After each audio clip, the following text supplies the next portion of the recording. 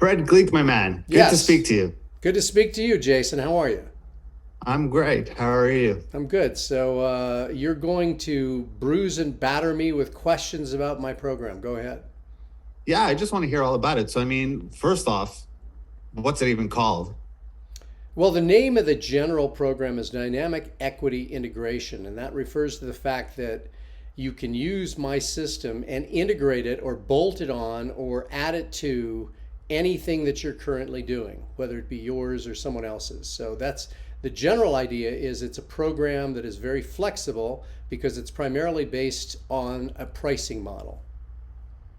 So, when you say based off a pricing model, you mean that's based on taking equity, right? Where we're talking about having equity ownership in the businesses that we work with? Yeah, my idea is over the last 12 years, I've kind of regrouped and reoriented my business to one that's based on an equity based approach in which everyone, well, I get paid an equity piece on every deal that I do, and it's carrying on as a legacy into my kids as well. So not only Mm. will I get paid, but they will get paid.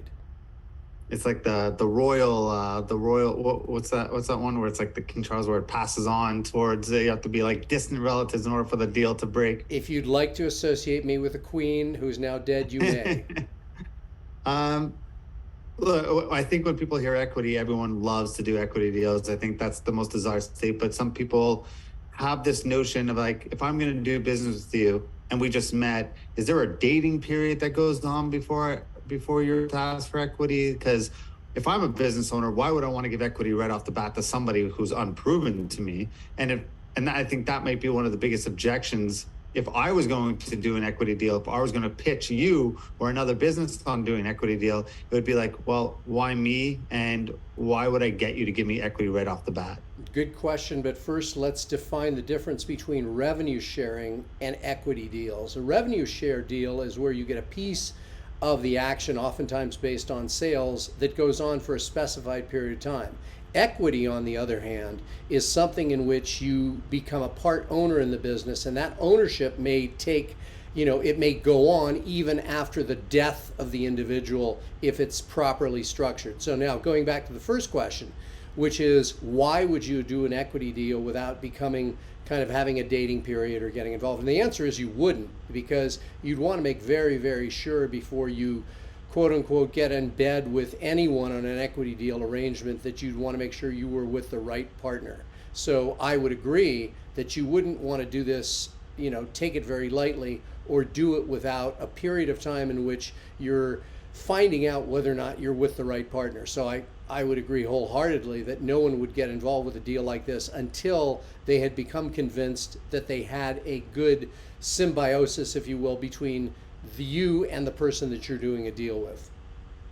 So how long do you instruct like the students or the people who come into your program? How long do you instruct them to date before they get that equity piece or pitch that equity piece? And how do you protect them from, hey, we did all this work for 3, 5, 6 months, whatever your dating period is. Now they don't need me anymore and they don't even want to give me equity. So how do you go about solving all those issues? Well, I think it's important that you not set a specific time frame to do that initial dating period. And the question of how you protect yourself is when you're getting involved with someone on kind of a temporary basis, you'd want to set up a separate agreement and parameters so that you're protecting yourself as well. But ultimately, in the long run, you only want to work with people who want to work with you, and therefore, I don't think you're going to want to handcuff anyone into an agreement in that dating period. So you'd set up a separate deal that would be based on what are we going to be doing in advance of setting up an equity arrangement. But I think it's a good question. Yeah, it because what comes to mind is, you come in and I guess let's ask this question first, because I think this prefaces it. When I hear equity is like buy-in. Do any of your students, do we have to put in money? Do we have to actually buy into the business, or is our sweat and our tears the buy-in? Well, it's a good question. And when I first started this, it happened in December of 2009 when I had a boot camp at my house in Vegas, like I used to do on a regular basis. I would have up to 6 people coming to my house in Vegas.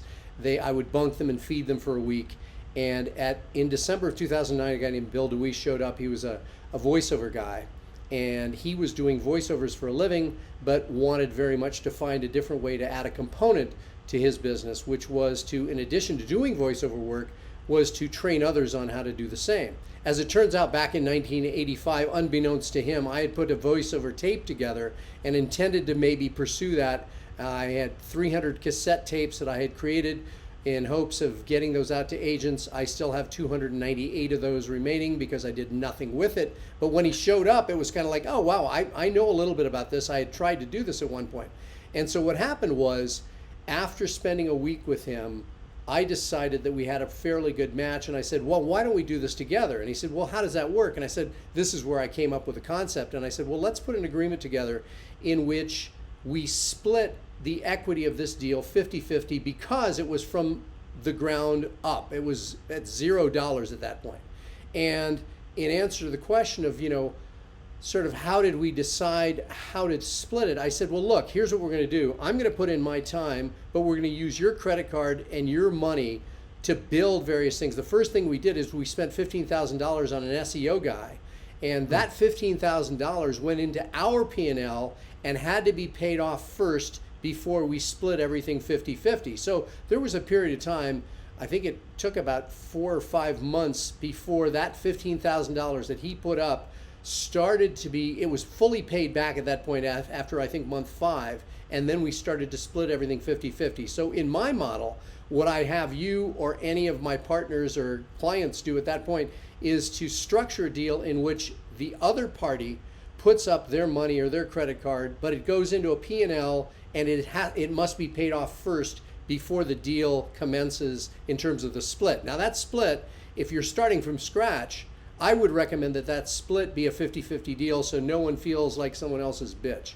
So that, I don't want to be in a deal, ideally, in which we're not doing a 50-50 equity deal. But if you, Jason Portnoy, was already started and you said, hey, I want Fred to help me in my business, what would the split be? Well, the split would obviously have to be different because you have an ongoing business that's already generating revenue. So maybe what we would do is there might be a deal that goes anywhere from 10 to 50% based on the revenue, and we'd set a baseline model. And you say, well, I'm doing $1 million a month right now. Well, okay, so let's use that as our baseline measurement, and I then get an agreed upon amount, say 10 or 15 or 20%, based on the increase that I can bring to the business. Does that make sense? Yeah, 100%. I think, look, I love it because I think it's a great way for people to show their value. How do they make the pitch though? Because I think that's where a lot of people come in and they realize, like, how do I show the value I bring? Because it was easy for you. Bill didn't know how to run a business or how to do all that. You know how to do all that part, 50-50. He's the talent, you're the brains. That's kind of goes, there's a match there. I understand if I were to come into a company, it would be, I understand the marketing and the growth side of things. You don't understand that side. Perfect fit. Are there non-perfect fits? And how does someone, figure out how they could vocalize or understand the value they bring to a company? It's funny you ask that question because that's part of what I call, in my model, the client curation system, which is determining, first off, you'd want to, Jason, list very honestly all of your knowledge, expertise, and talent in a sheet in which you detail everything that you can do well. You'd want to have the potential equity partner do the same. You'd want to then look at whether or not the skills that you bring to the table are complementary, not coincident, or the same as the person that you're working with. You would then honestly want to go back and forth and determine, okay, well, you have these skills, Jason, I have these skills.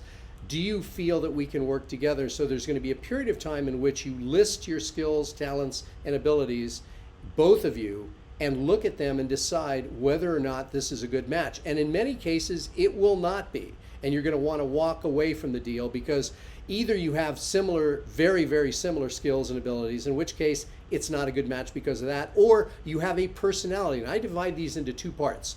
I have a skills match and a skills inventory and a personality inventory and a personality match. So even though you and I might be a very good skills match in terms of complementary skills, we may be a terrible personality match in that we're very much alike. And so we would also want to consider that in determining whether or not we would move forward. And in many cases, I would say in at least half of the deals, we decide to part as friends and say, hey, you know what, we're good friends, but this is not a good match business-wise. So walk me through what the program is then, because okay, we get the general idea of cool, come and provide value. Now, why get paid for it? If you really believe in it, get the bigger piece, tomorrow money versus today money, as I like to call it. Yeah. So they understand that in theory.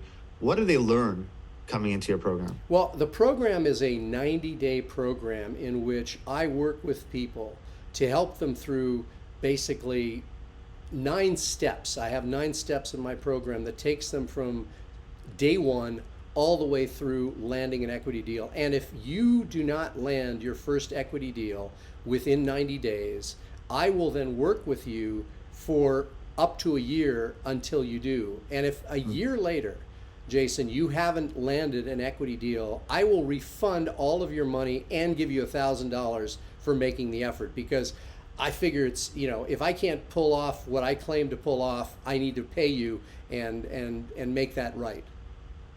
So am I going to come in and learn also like the negotiating tactics, legal jargon, like contracts? Like coming into this program, it's like a one-stop shop where I come in, I like equity deals, just don't know how to structure them or what to do or even how to go source them or how to do all this stuff. I go through your 90 days. 90 days later, I'm an equity master.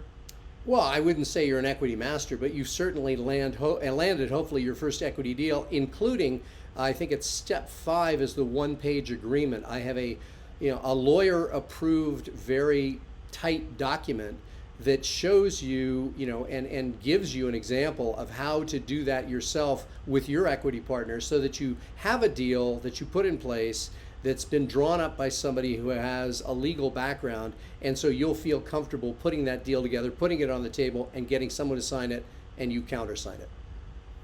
So someone's listening to this and is like ready to jump. Before we say jump, there's always but wait, this isn't for everyone. Yeah. What's the qualifications to come work with you? Yeah, I think that given the fact that most equity deals require a gestation period, speaking of gestation, you're now in the middle of understanding that your wife is going to have another baby.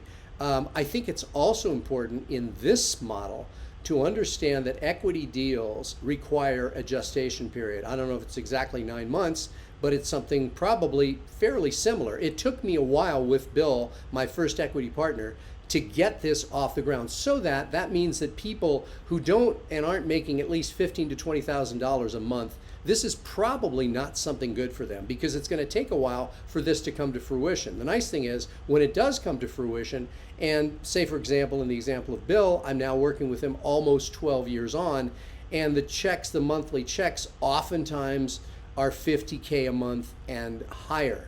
Now, did that happen overnight? Certainly not. And so therefore, somebody who is not generating at least $15,000 to $20,000 a month, it would not be a good idea for them to invest in a program like this, because it'll take a while for the money to start coming in. But when you have 1 deal, 2 deals, 3, 4 deals, and you can afford to take a number of people on in which money might not be instantaneous, your long-term dollar amount that you're going to receive monthly and that even your children will get will be substantial.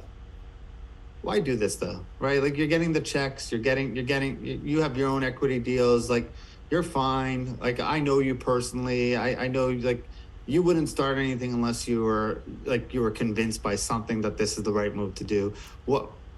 Why this? Why teaching other people the secret? Well, I look at people like you and others and I think, my God, I want to share something that I think you and a lot of other people are missing. Now, in your case, I know you have some equity deals going on, but for me, it's about looking at other people who are doing coaches, consultants, course creators. I think they're missing a key ingredient, and I really want to teach them how to do what I'm doing.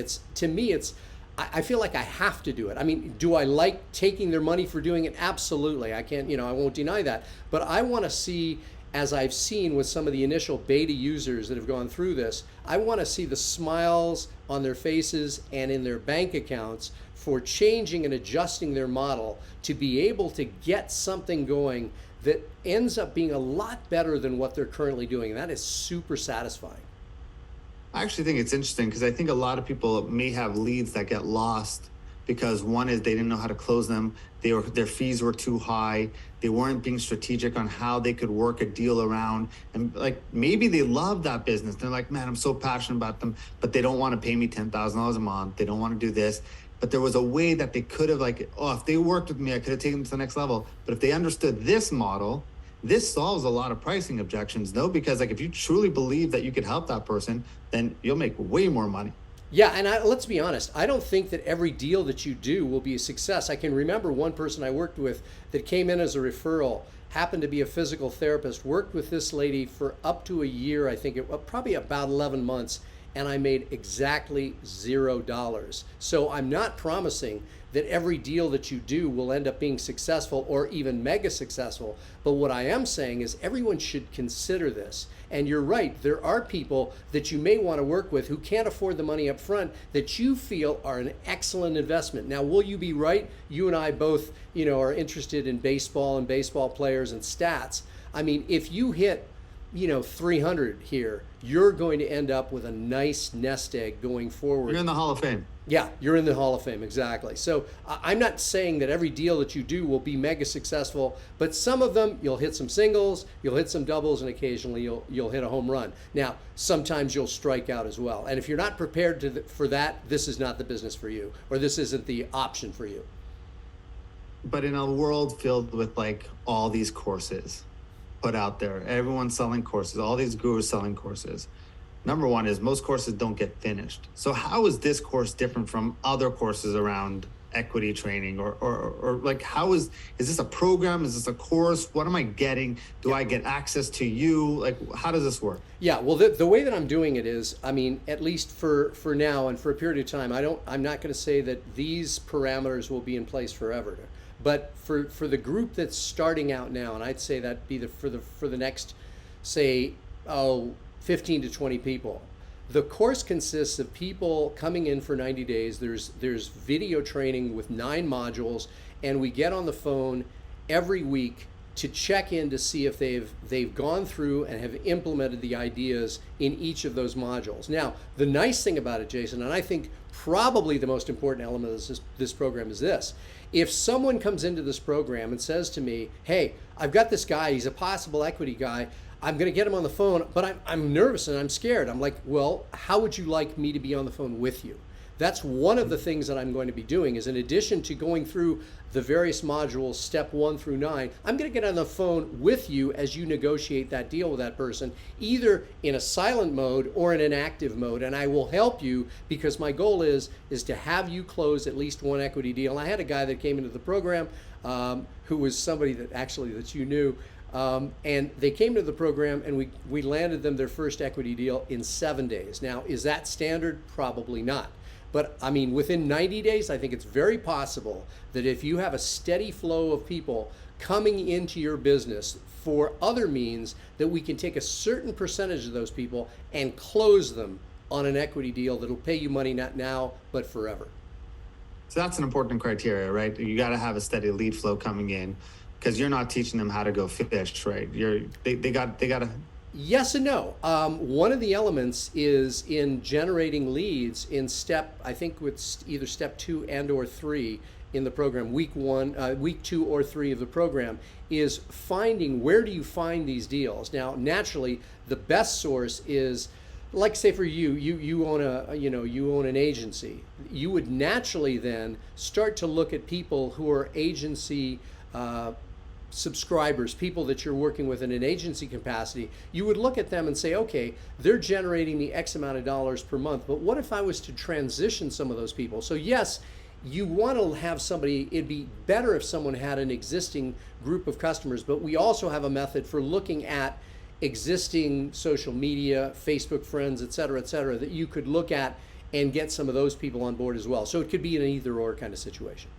And will you help people look over like financials? Like if they're like, hey, I got a good deal, but I'm looking at it. It seems like their P&L is a bit off. It seems like their operating expenses are a bit high. I don't know if I'll ever see an increase on there, because if they're paying themselves $400,000 a year, I'll never make a dime. Will you help them look over these things as Yeah, well? I think that'd be an essential component, which is to let's take a look at the finances and determine whether or not an equity deal makes sense here and whether or not it's workable. In some cases it won't be, but in many cases it'll be a consideration.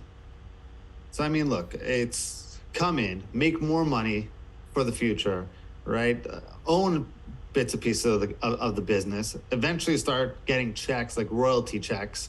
You come in there. There's a guarantee, right? So if I don't close my first deal, Fred's gonna jump on the phone with me. At least for now, Fred's gonna jump on the phone with me and Sure. close my first deal. So I'm gonna get a first deal. Worst case, I make $1,000, and in a year I learn some stuff around business. But that probably never happens, right? We usually close them. I think the only thing left on someone sitting there and jumping right now is, why you? Why, who are you to this marketplace? Like, I know the big guys, I know the Blackstones, I know all these guys who talk about mergers and acquisitions and equity, but who's Fred Gleeck? Well, the real answer to that question is that I've done it, and I've done it repeatedly. I've done it with, well, big name clients like Bob Bly, and I've done it with people who at the time were unknown like Bill DeWeese, who we've now created a business that over the past 12 years has generated in excess of $3 million total.